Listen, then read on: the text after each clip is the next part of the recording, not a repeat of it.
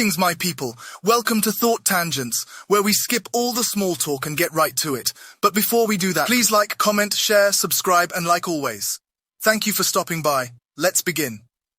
In the last 2 years, anytime the topic of reparations comes up, it is met with a lot of scrutiny. I use the word talk deliberately because it seems like a lot of smoke and mirrors and no proactive dialogue. I'm Johnny Ray. Let's talk about it. If what is said is accurate, several years before Europeans showed up on African soil, Africans practiced slavery in some form. Most enslaved were women. Women would be easier to control. They usually worked as servants or concubines, and as awful as that is, when the Europeans showed up with consumer goods and a serious upgrade to the wealth of African leaders. Those African leaders further betrayed their people by raiding them and handing them over to a worse evil.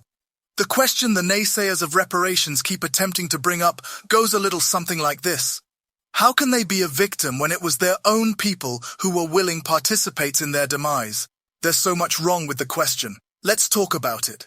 In 2006, Canadian Governor-General Michel Jean of African descent argued that Africans should apologize for their part in the slave trade.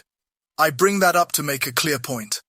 Regardless of whether African leaders played a role, that doesn't cancel out Europeans' role in the slave trade.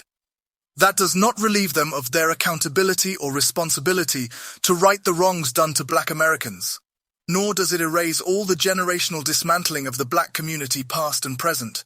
These are two very separate issues that need to be handled entirely independently of each other without the blame of responsibility trying to be evaded on either side. And with that being said, I'd love to hear your point of view.